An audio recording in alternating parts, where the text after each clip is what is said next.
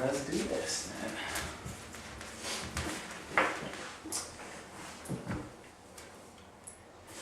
Okay, so what's up, everybody? This is Ruben Garcia, and this is a beautiful day. And today on the Proven by Ruben podcast, we have the man, Zan Monroe. How are you? Hey, buddy. Good to be here. Awesome. I'm glad that you cut out the time for us to meet and have this conversation. Hey, thanks for inviting me. Of course. All right, so let's get straight to it. How long have you been the CEO of our association?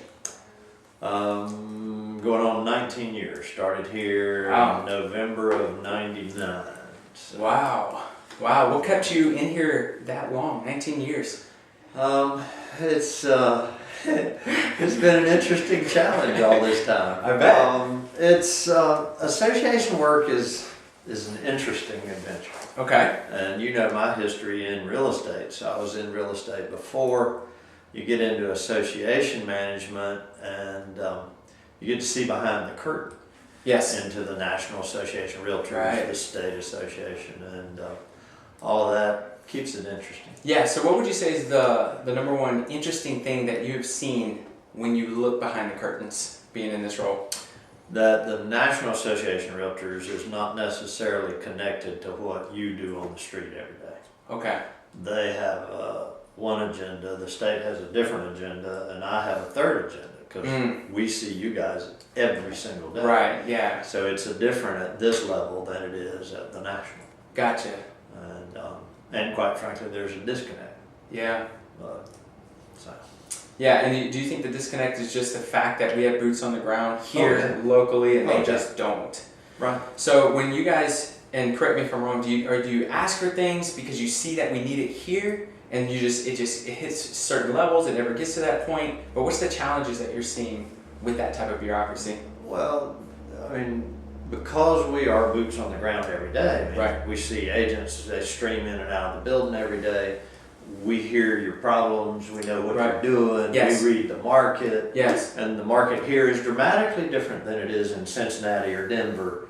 And or down the street, right? Or down the street, yeah. You just drive 10 minutes across the county line. And, you're in a different marketplace. Yep. So we get to see the day-to-day operations of a real estate agent's problems, and that's our job to solve. Right. Make things, staff will tell you, our job is to make things quicker, easier, better, so you can go make a living. Right. And, when it's just like any other governance structure, the further you are away from the person on the street, the less you know about what's doing. Right. So if you can't answer any of this, you just you punch me in the face and then hold me down and tie me up. Make it through your beard, man. That's why I grew the beard. I was like, I know I'm gonna have that meeting. But what are specifically? Because it sounds like, and maybe I'm completely wrong or ignorant in this world, right? But if there's a change that we need to have to happen here locally, we make it happen. We make it happen, right? We have a board, so there's that conversation, but we don't ask national. We don't work for national. Gotcha. So where's the disconnect? So Well, right now, National Association of Realtors is all about politics. Okay. That is their wheelhouse. Yeah. Well, that doesn't help you sell houses. That's right. Yeah. Okay. I see where. And that's the disconnect. Right. They are spending millions, hundreds of millions of dollars. Yeah. In politics. And in our logo. Our new logo. And your new logo. Hey, I want that job. Let's put it on a box and charge you a couple of $100,000. My gosh. That's just, I can do that. Yeah. Change the font. That looks just like it. It does. I just created, that'll be $200,000. I'll write it. I'll write the check. You write the check. Yeah, so politics. But yeah, and on a local level, politics is important. Angie Hedgepeth sits right behind this wall. Yeah. She's our government affairs director. She monitors what's going on a local level. And as you know, what happens at a city council or a county commissioners meeting is way more important than what happens in Washington. That's right. Because they can bang the gavel on any Monday night, stop all building permits, drive the cost of developing land, building houses.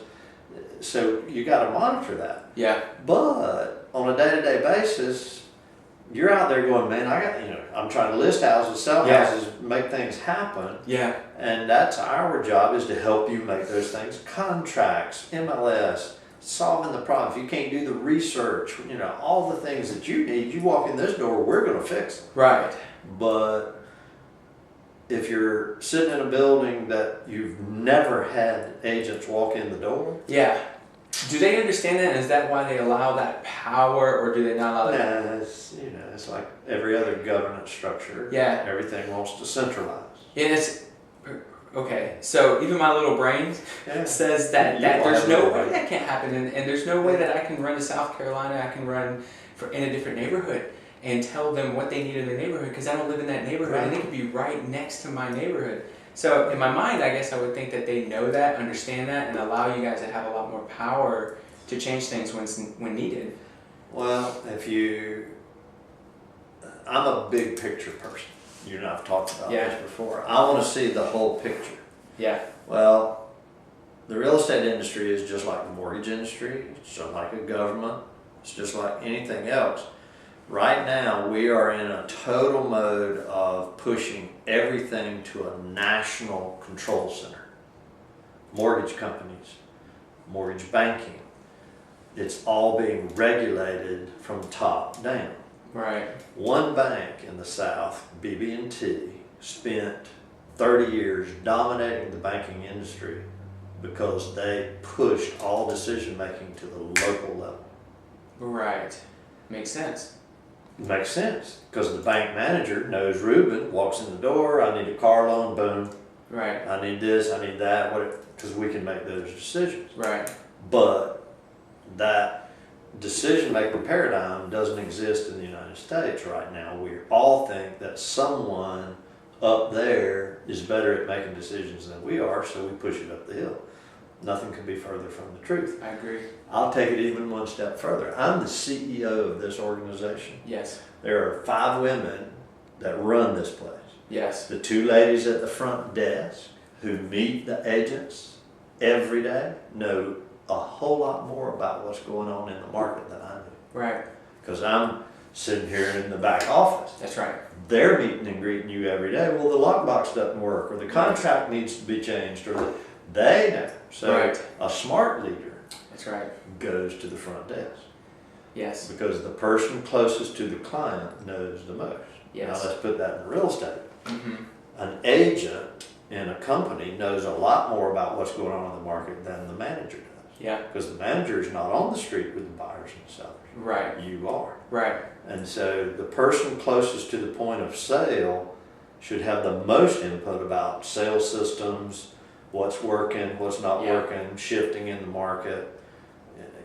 Your CEO job, like my job as a CEO, when I put on that hat, my job is to see the big picture, see the trends, get us out in front of those trends, and at the same time create the culture of success that enables the people who are face to face with the client to make those decisions and move forward. Yeah, and so that's a kind of a juice of empowerment for them too, right? Oh, yeah. Because they get ownership, and they're able to make a decision without necessarily coming back here and getting your attention. Yeah, I don't want them back here asking I push them. I have a couple of rules. Yes. I run a simple. Let's hear it. Here's the first rule: if you hadn't screwed something up today, you're not doing your job.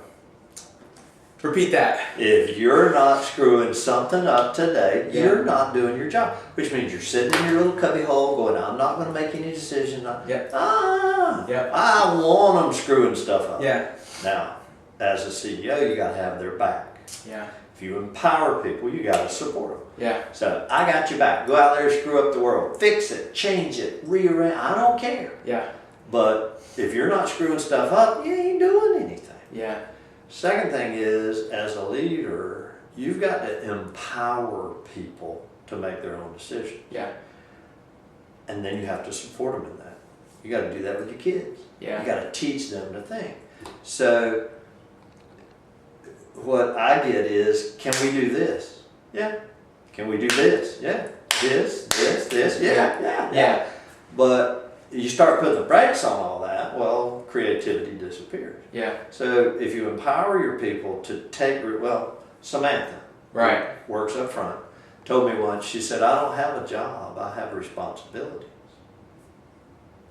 Did you feel like you won in that moment? Yeah. Hey, you're done. Yeah. Because she's responsible. Now, things happen. Right. The computer system went down. Our whole phone system went down. She took it all That's home. right. She ran it from home because she has responsibilities. Right. She knows Ruben's going to call and need something. We can't leave Ruben hanging out there. Right. Now, if she had a job, who cares? Yeah, I'm off. I'm off. Yeah. Yep. Click. We're Yeah. gone. So I got a question for you. So you, as a CEO, build a vision. You need to be in front of the train, like you're looking big picture. Yeah. So when they do come to you and they say, hey, I love this idea, this idea, this idea, this idea, this idea, is there a point where you say, okay, love the idea? Let me ask you a question. Is that helping us get closer to our vision? Is there like a weed off? Okay. Yeah. Part of my job, and it's not on camera, thank goodness, is the top of my desk. My job is always triage. What's the most important thing we can do right this minute? But also, what's the most important thing we can do this year and then next year? So if you plan, and there's a list over there in that file of things that, towards the end of the year, I went to the staff and I said, all right, what do you want to do next year? What did you do that was good this year? What do y'all want to do next year? Well, we make a list. Now you can call it a strategic plan, you can call it a visioning, you can call it whatever you want to call it. Yes. This is a list of stuff they want to get done. They want to get done. Yeah. It's not me going to them, we need to do this, this. Yeah. Well, they create it. Well, They got now they own it. Yeah. And the one thing that tickled me to death was they want me to finish whistling whatever song I start. Because I'm a whistler. I walk around the office and it's usually Christmas carols. Love Christmas. And they go, but you never finish. You whistle the first two lines, you never finish. You gotta finish a song before the year is What's out. your go-to Christmas song? I never know. It just comes out. It just doesn't. They could probably tell you, but. No, that's super important. I think, and just like with what you said, it's kind of cool because I know I'm thinking of like 6 different things at one time. But so when I'm coaching other agents, we talk about what are some of the vision and the big why and the big accomplishments and the big goals that their agents or that their admin want. So you got the team lead and so underneath, what do they want to accomplish, right? And then we start backing up and building goals. So it's the daily activity to make sure that not just me as the one running the team is going to get everything that I need and want, but what they'll find is that the agents and the admin, the goals that they want to achieve, either financially, physically, whatever it is, at the end of the day, it far exceeds the leader's vision in the first place. Oh, yeah. And If you enable them. If you enable them, that's correct. Yeah, if they got buy-in. So it's kind of a cool thing to watch, and it sounds like it's the same culture you're building here. Yeah, and as you know, I coach outside in the real estate world, and for years I taught business planning, and we taught 2-day courses in planning. I've been studying it my whole life.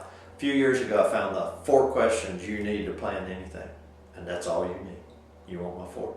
Of course. So if you're driving, do not write these down. No. Oh, just yeah. replay. No, they can write them down. It's real simple. Oh gosh. Because you won't forget them. Once Okay. you don't ever need anything else for planning. Okay. Number 1, where do you want to go? Where do you want to go? You got to know where you want to go. That's the only question you need. Second question. Wait a minute. No, I've messed that up.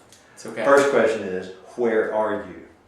Okay. Second question is, where do you want to go? Okay. So you got to know where you are before you can move. Gotcha. My next door neighbor is, we're here in Fayetteville, North Carolina, beside Fort Bragg, world's largest landmass military base, home of the 82nd Airborne, Yes. Delta Force, Special Ops. My next door neighbor is that guy. Gotcha. You see him in the movies, He's Yeah. got 4 girls, Yeah. but he's that guy. And he told me once, he said, when they train us, they'll drop us in the middle of nowhere. Clunk. Now, here's your exercise. You got to go find this point. Yeah. We may drop you at midnight and you got to be here at 6 a.m.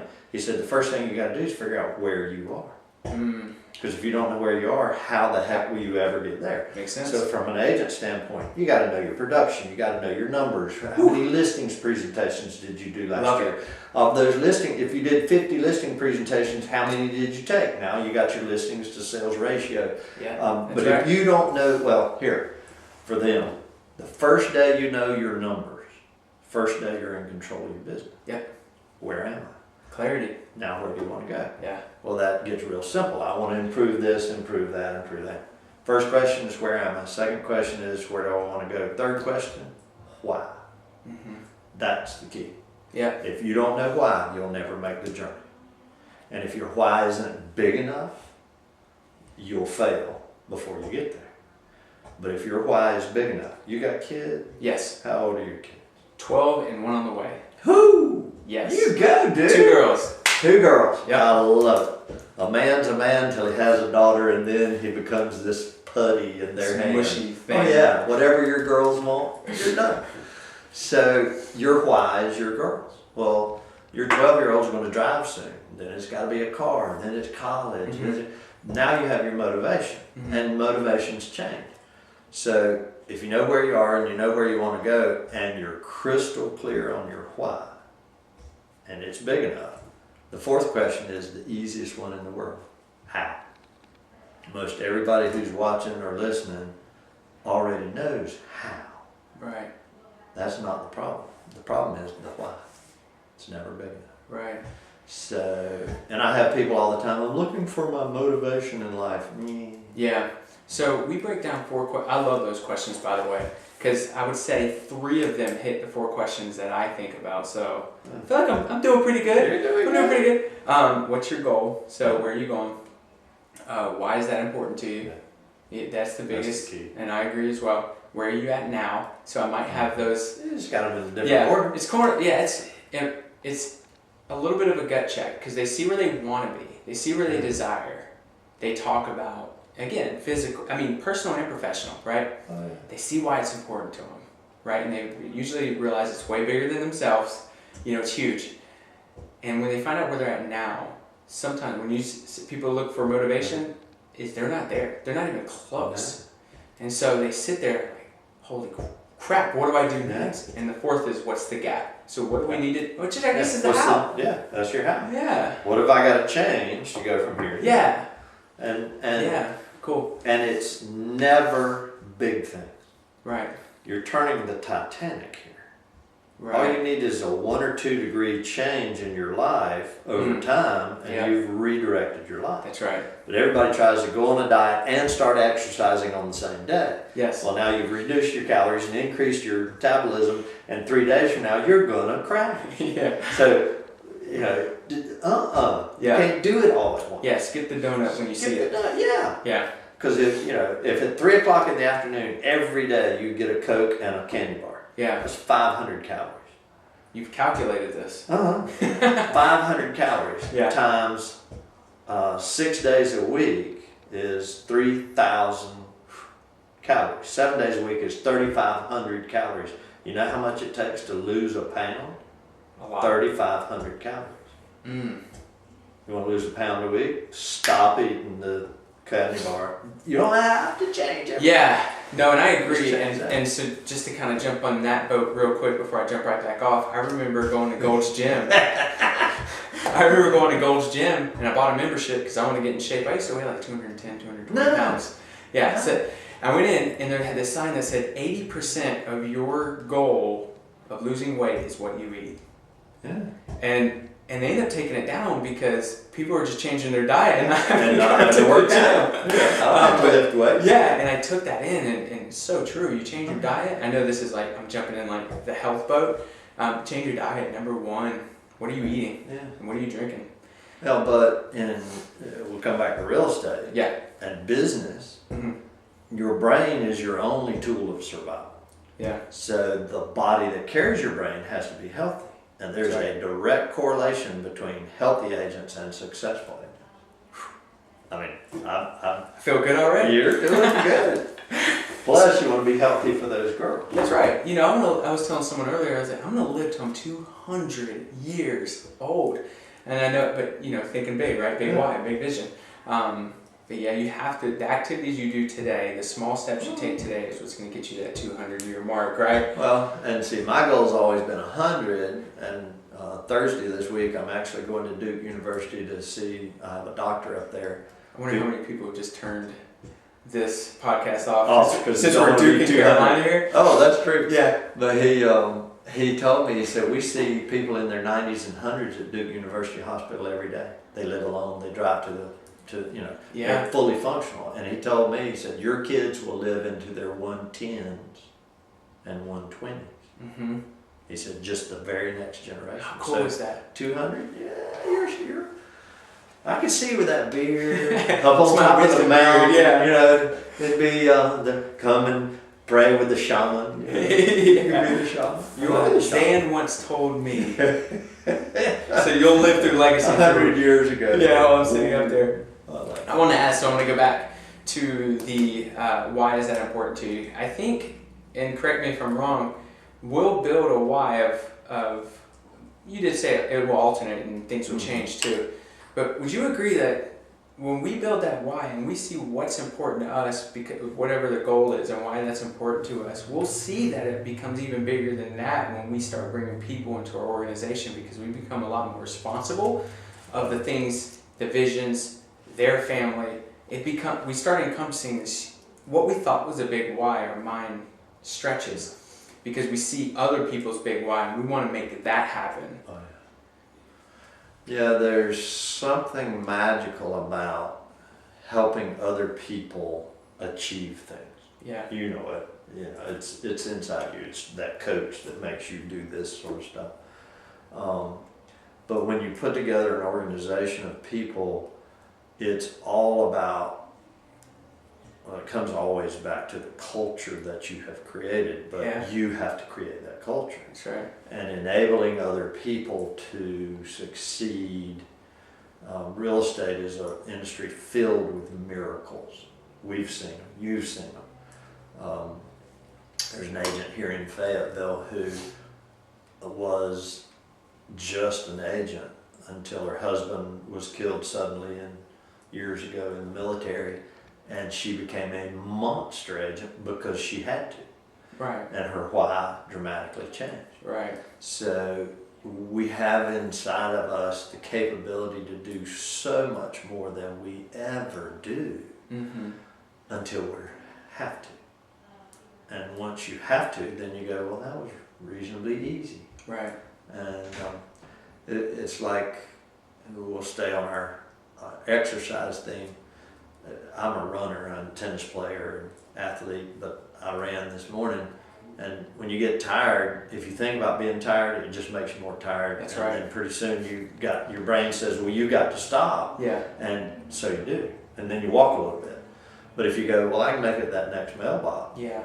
Well, when you get the mailbox, you go, no, I don't like that one, I got to go to the next one. Or I read an article about a lady who had surgery on her brain that disconnected her ability to understand time. And her husband said it's a real problem around the house, but she's a runner. She runs 100-mile races nonstop because her brain never says you must be tired. It's just the physical. Just the physical. And your body will do whatever your brain tells it to do. Yeah. So in real estate, same way. We limit our ability. I can only list 10 houses a year. Well, there you are. Yep. And that's where you'll be. Yep. And then you have the person in the next office says they're going to list 50 this year. You just can't do that. Well, you hear this stuff all the time. Yeah. And then I've met agents that list literally hundreds of houses. Yeah. And people go, yeah, but they're a freak. Or you can't do that here. Right. Really? Yeah. I mean, come on. Yes, you can. Yeah. It's just a matter of your thinking that you can. You got to run that next mailbox. Yeah. And you also have to know why you're doing all that. Yeah. Exactly. We can do so much more than we do. Is that one of the biggest challenges that you see? It's just thinking differently. Oh yeah. Well, we've talked about my book, Oh. or maybe we didn't. 7 Lessons for Success, Zan Monroe. For people who are watching on video, check it out. Yeah. Audio, 7 Lessons for Yeah. Success. Amazon, Kindle, all that stuff. Awesome. But the working title for that book was Success is a Belief System. Yeah.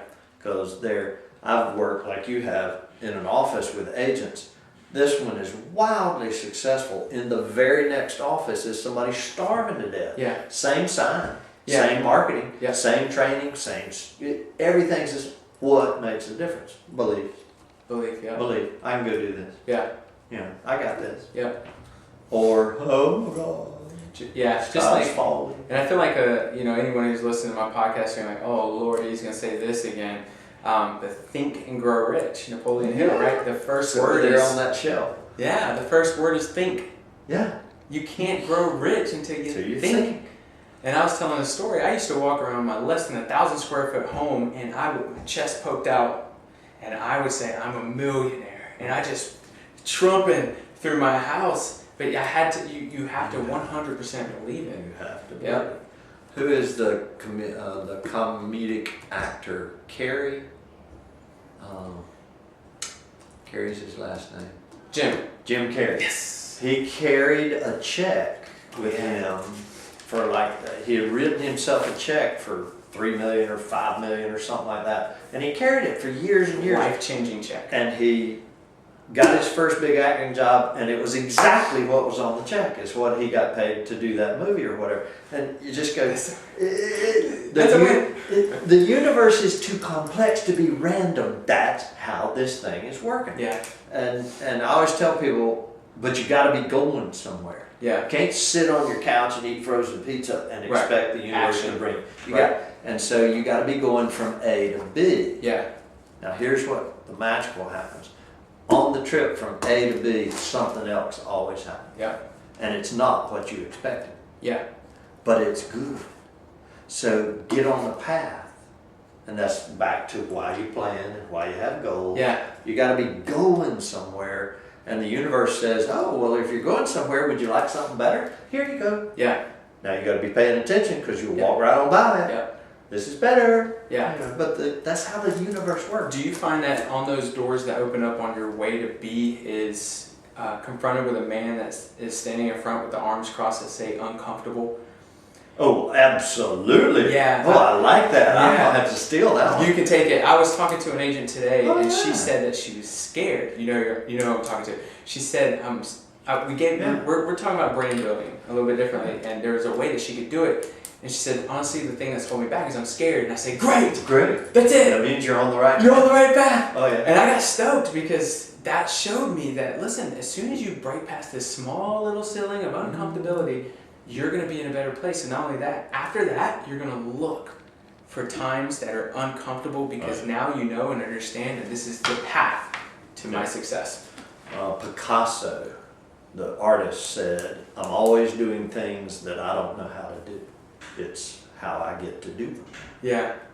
So we're back to got to go screw something up today. Yeah. Because if you're not screwing something, it means you're not breaking through. And I'd never thought of it that way, but there's somebody standing there going, this is going to be uncomfortable. Yeah. Because you're going to... Hard. Our buddy Mark Given has a thing. It says, here's where you are, and here's where the magic happens. Mm-hmm. You're in your comfort zone over here. Mm-hmm. The magic happens over there. You got to go find the magic. Yep. But you're right. It's going to be uncomfortable. But that's the exciting part. As soon as you feel it. So anyone listening, as soon as you're feeling that, if you're feeling that, just move forward. All right. So jumping back into real estate, which I love that stuff. Jumping back into real estate, what would you say is something that real estate agents should be looking out for? Maybe something on the horizon that you see coming, kind of checkmate activity. You just let me know. Well, I'm grinning because next week I go to Denver to the Gathering of Eagles.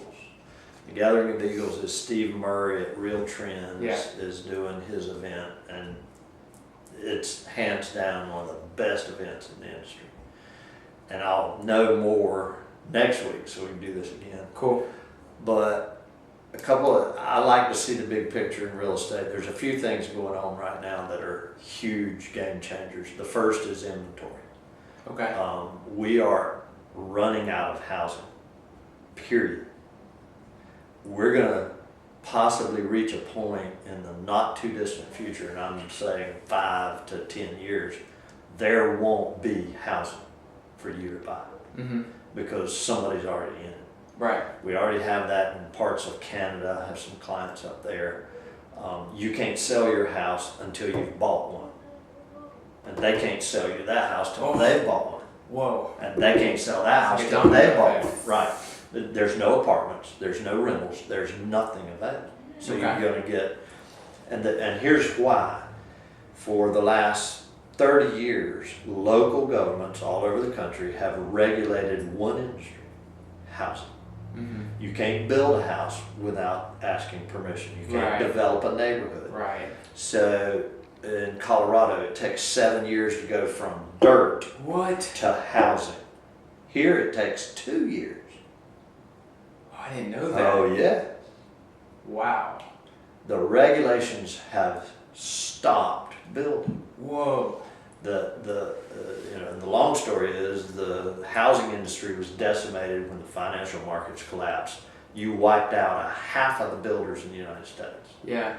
And half of the people that built half of the homes. All the small builders, pickup truck builders, they're gone. Right. And they're not coming back because things have changed. So we're not producing enough housing, and we haven't for years. So how do you think real estate agent, real estate team, how do they get ahead of that? What's some of the things that they should be focusing on now? If that made you uncomfortable, there's money. Because guess where the money's going to be? In new construction. Right. So for the last 2 or 3 years, I've advised all my clients, go align your team with a builder. Because if a builder's building inventory and you list the builder and he builds 20 houses a year, that's 20 listings. Right. If he builds 20 and you sell them quickly, he's going to build 40. Right. If he builds 40 and you sell them quickly, he's going to build 80. Right. How many do you want to sell? Yeah. Because he'll build all you can sell. Right. And the market's going to absorb these houses as quick as they can. So the money is in align yourself with builders. Second thing is our listing presentations have got to get better. We are still stuck in the 1970s. I'm walking into your door trying to convince you to let me market your home because of my ability to price that home. Bad move. Bad move. If you think your value, and I'm talking to them, if you think your value as an agent is your knowledge about the pricing, well, the consumer's already passed you. Right. There's Zillow. There's tens of thousands of websites that can price property. Oh, I know everybody's out there fussing at me because Zillow's not accurate. Well, neither is WebMD. Yeah. But my doctor friends say every day they have to deal with somebody walking in going, I've got malaria. Still not going to stop the consumer checking out Zillow. You've got to be the expert. Yeah. And your ability to market that home and understand markets, and I won't get deep into it, but understanding absorption rate, flow rates of the market, odds of selling, how to place a house on the market and predict the date of sale. Easy to do, nobody's doing it. So you get sharper on your listing appointments. Yep. Along with align yourself. Builders. Yeah. Big money in the next 5 to 10 years. I can't see much past 5, but who cares? Right. If you make money in the next 5, then you'll readjust. Yeah. And markets are always shifting. Do you see a shift coming? Oh no, we're in it. No, we are. We've been exactly. 18 months. Yeah, we've been in this Absolutely. thing. I mean, we've been in and nobody's paying attention. Oh man. It's a seller's Agreed. market. Yeah. You don't buyers. Yeah. You can get all the buyers you want. You better have your sign in front of the house. That's where the money is. I was talking. Back when I was team leader, we were talking to the agents, and we talked about the shift was coming. This was a couple years ago, and we were already starting that conversation. I'm sure you were starting the conversation as well. And now we're talking to agents, and they're looking back 6 months, they're looking back 1 year, and the market is completely different just 6 to 12 months ago. And they're like, man, we're getting into multiple offer situations. I'm like, yep, this is that conversation that we had. So what else I don't know if you can make someone truly shift proof. But what else should someone be doing while they're building a real estate business? Well, if you're going to be the CEO, you got to see the big picture. Yes. Read the daggone research. Steve Murray produces research. National Association of Realtors, the profile of home buyers and sellers is a simple report. You can go to realtor.org/research, download the profile of home buyers and sellers. It tells you what marketing medium they're looking at. It tells you whether all your posts on social media are doing you any good or not. It tells you whether they look at your YouTube videos. I mean, it shows you how to do your marketing. Yeah. Don't argue with the numbers, just follow the program. Yeah.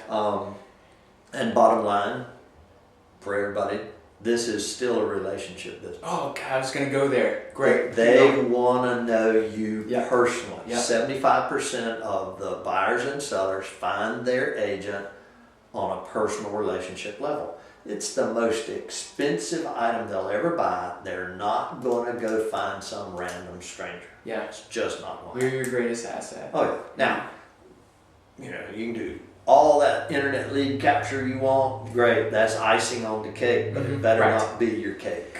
Yep. That's what I said. That's a bonus. Yeah. But at the end of the day, I mean, if you're not in your database really consistently following up with all your clients, then what is it? I mean, someone else is going to, orphans, right? They call them orphans. Someone else is going to grab your client. Sure. Because, and by the way, don't look at them and don't get upset at them. Look at yourself. Yeah. But I agree. 100% relationship based. That's why I think branding becomes super important. If we're branding our community as being the expert.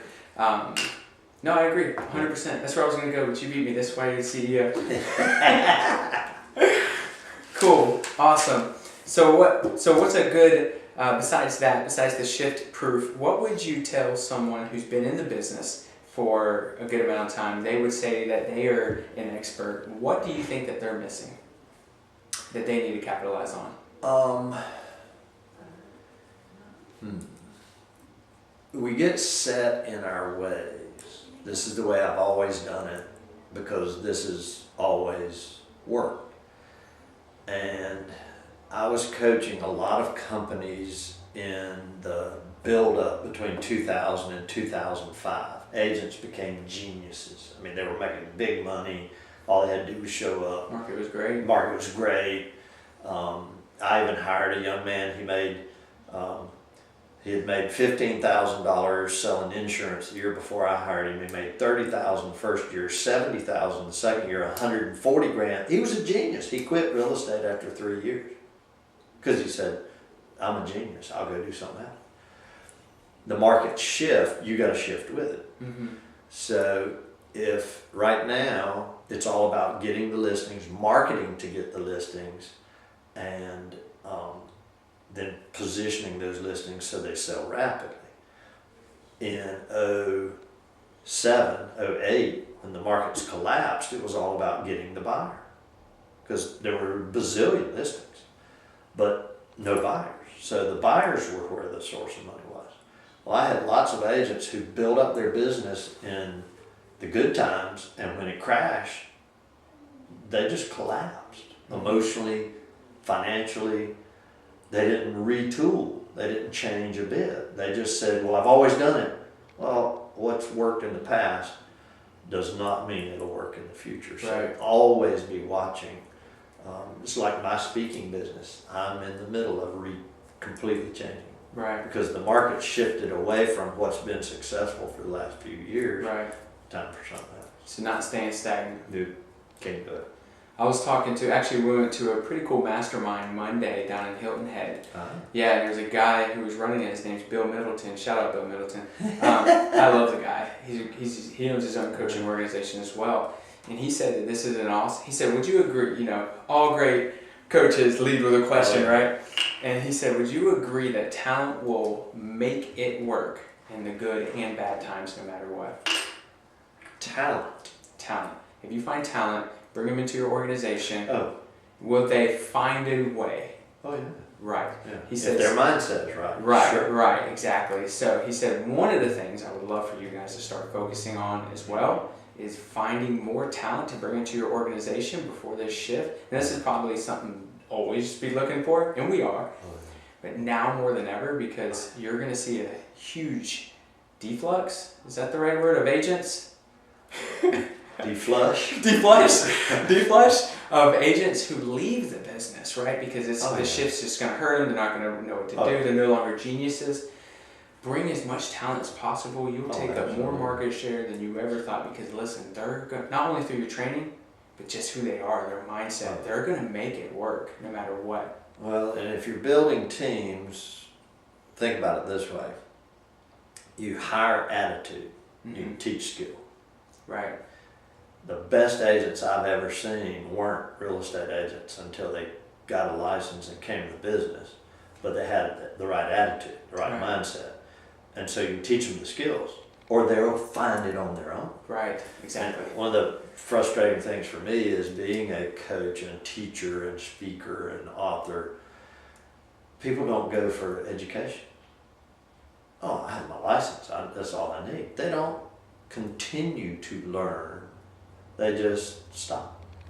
And you can talk to them and go, you haven't read a book in 20 years, have you? You haven't been to a class. What book are you reading right now? You really want to know? Yeah. The last Harry Potter. Oh, really? I've read that. This just one of the greatest. I love the Harry Potter series, but this will be my last time. Someone's going to send you a Harry Potter book. Oh, no, I've got them all. Oh, you got them all? Oh, I got them all. I'm on the last one. I am currently writing a book. Oh, and when I start writing, I stop reading. Okay. I've watched myself do that. This will be my third book, and it's on leadership. So I've quit reading business books. And especially when I start writing, I quit. Now I read pieces, and as I get deeper into writing, I may have to go. There's a couple of books I'm gonna reread, but I'm not reading any business books right this minute. That's okay. I will be, but not while I write. Did anything in Harry Potter hit you? Oh, I something? take stuff out of Harry Potter all the time. And use it in business or leadership? Oh yeah, absolutely. Yeah? So what's the one thing that comes to mind? Oh, Dumbledore's quotes. I mean, he's just got... What does he say? I can't remember. There's one, it's like the last line of one of the books that I just, every time I read it, well, in this last Harry Potter book, I won't, if you haven't read them, I won't tell you the whole story, but there's a point in time where Dumbledore has died and he and Harry get back together. And finally Harry goes, are you real? And he goes, if it's happening in your mind, it's real. And that brings us right back to Think and Grow Rich. Yeah. If it's happening in your mind, it's real. And if you can't get it to happen inside your mind, you can't ever have it out here. That's what Think and Grow Rich says. Yeah. First, you plant the seed inside your own mind and grow it and nurture it, and then it'll take fruition out here in the world around you, but it's got to grow in your mind first. Yeah. So then what's next for Zan? What are you looking at? Besides the book?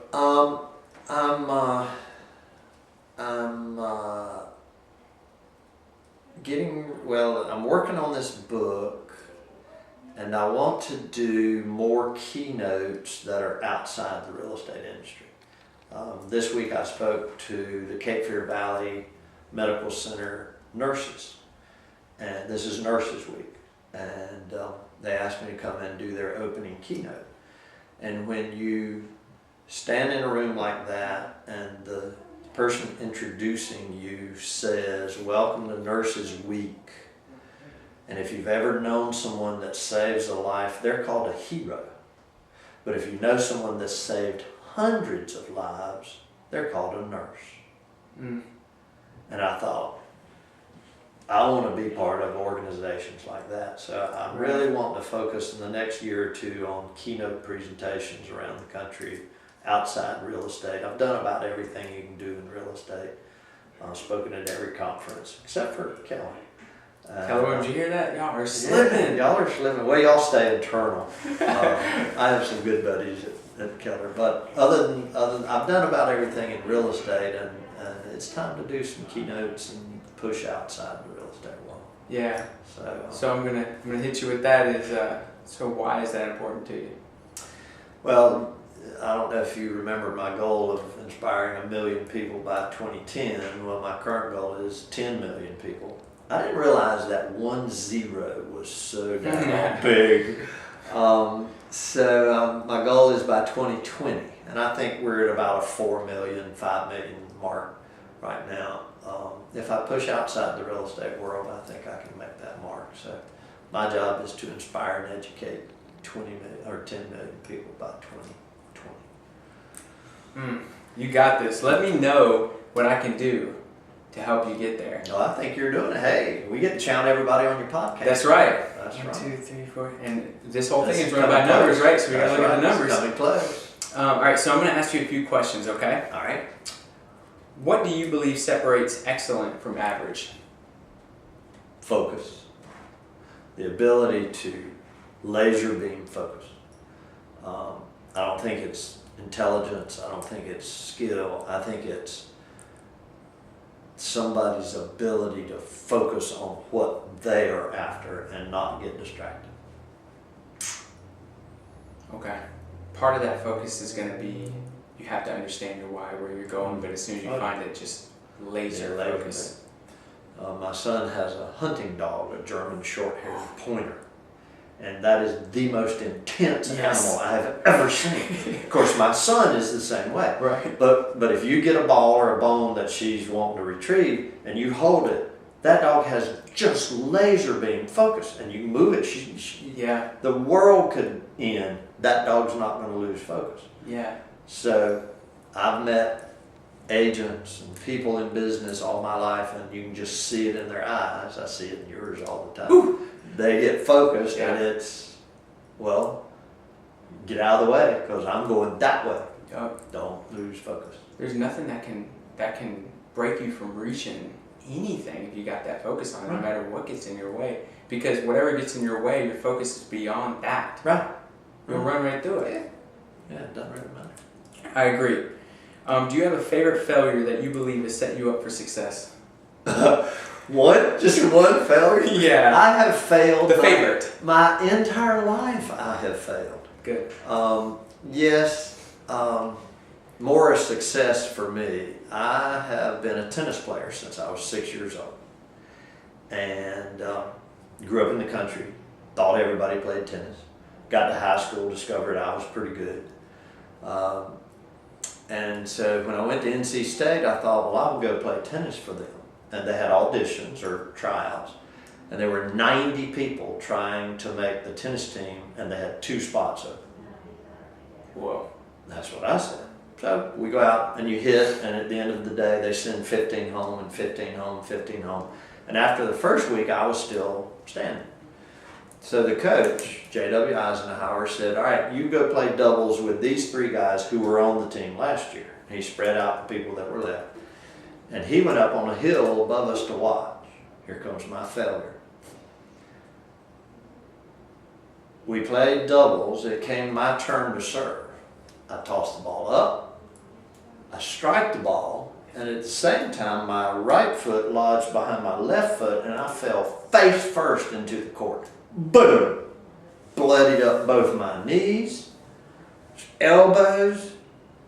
Never done this before in my life. Well, the coach is sitting there watching. The hardest part in the world is I now have to go to the other side of the court and serve again. And I did the exact same thing, locked up and fell out into the court. Oh, man. And I stood up and said, well, you can leave now, or you can go hit another serve. And I went and hit another serve and made the tennis team, played professionally, owned my own tennis club, learned a world about business, and that failure is still with me today. Yeah. Because I'll bloody up my knees, but I'm going to get back up and hit one more serve.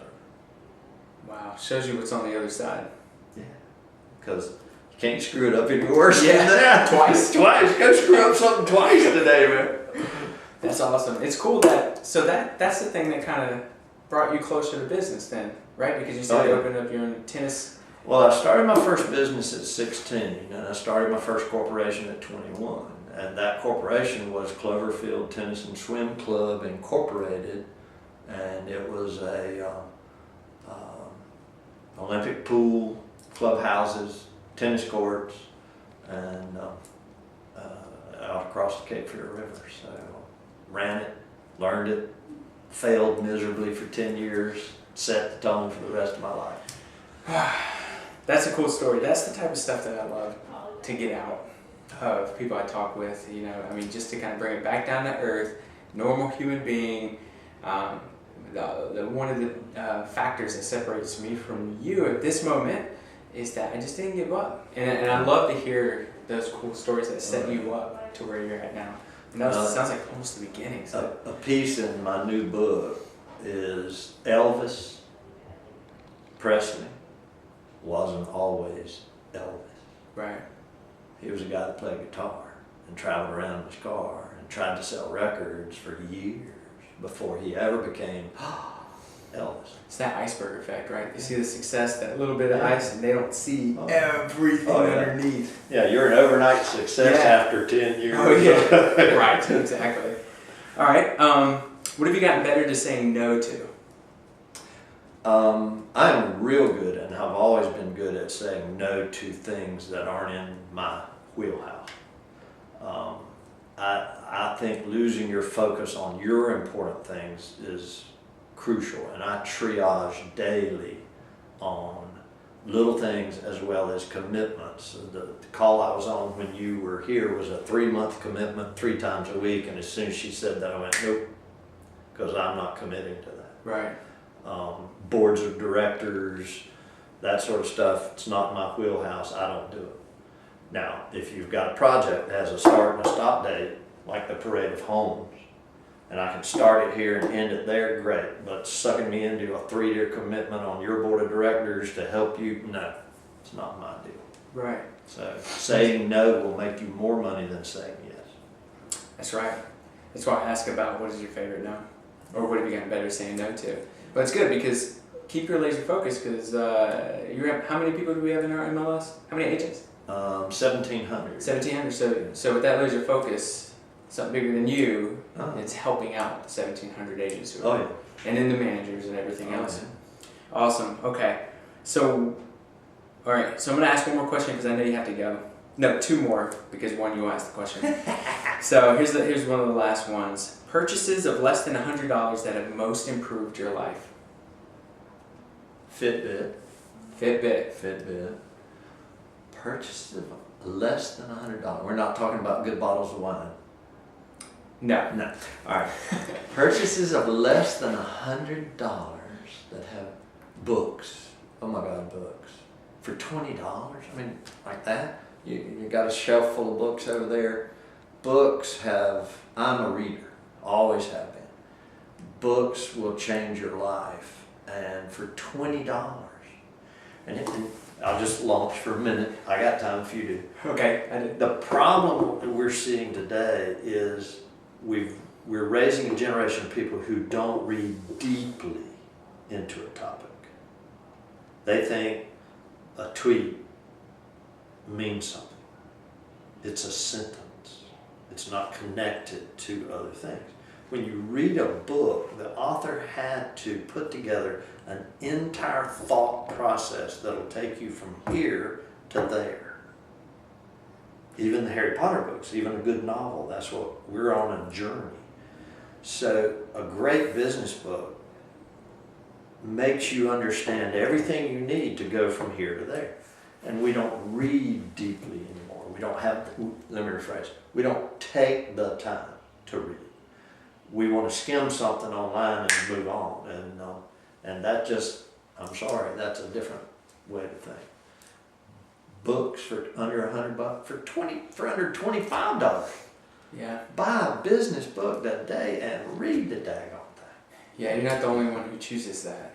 When I ask that question. Oh, really? Yeah. It's books and Audible, which Audible is audio books. And quite frankly, I like audio novels but I like to read my business books, and I like my business books in paper. Right. Because I want to underline That's what I and was gonna say. fold the Yeah, corners. it's not a one-time thing. No. It's something you go back to. It's the Yeah. textbook. It's a path. So, let me figure out how exactly I can go back to chapter 3, chapter 4. It's like this book, as I was writing it, I would speak on it, 7 Lessons for Success, and I would sell people the audio. I go, well, you can hear me teach it in an hour or 2. No, I want the book.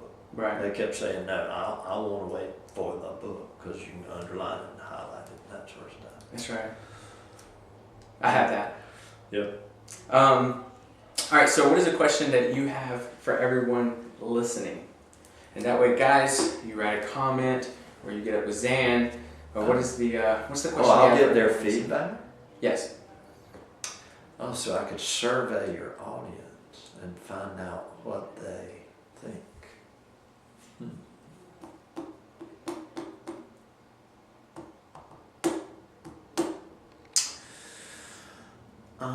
Strictly in a real estate world? No. No. Whatever.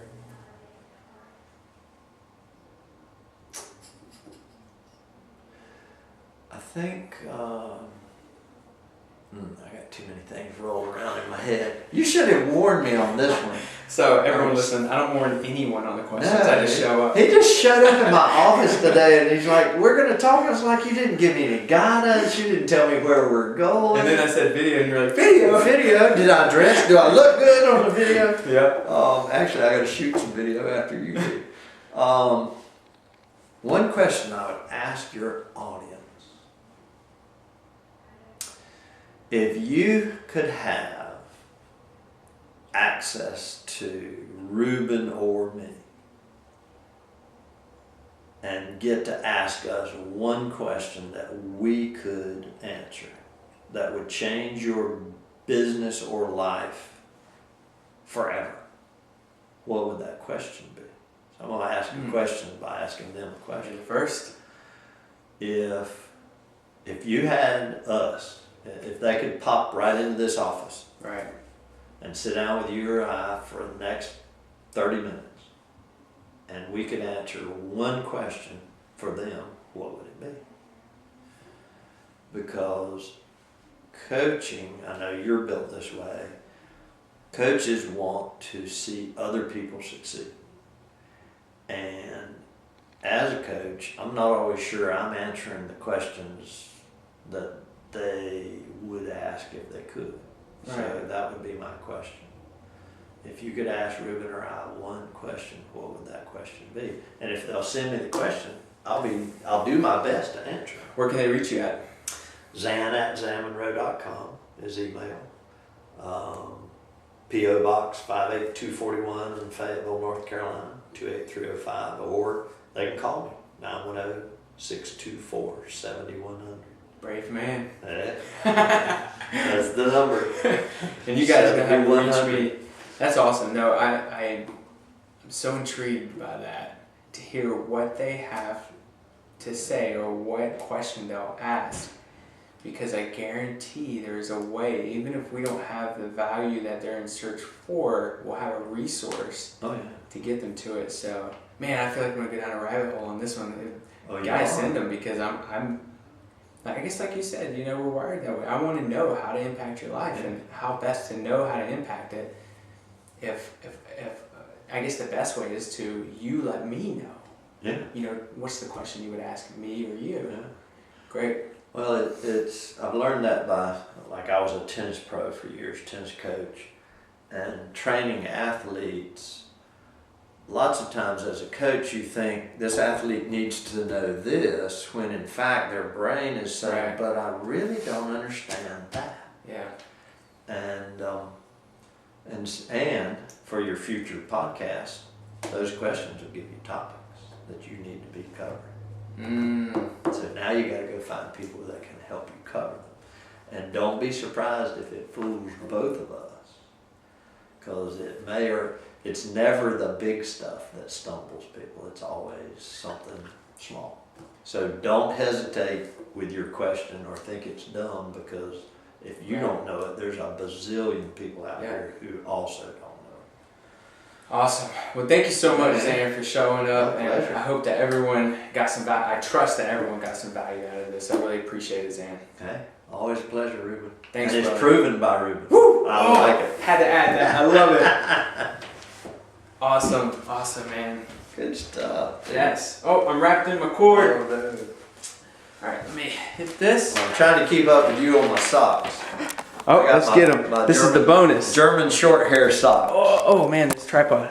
Oh no, I love them. German short hair. My wife got them for my son and I because of his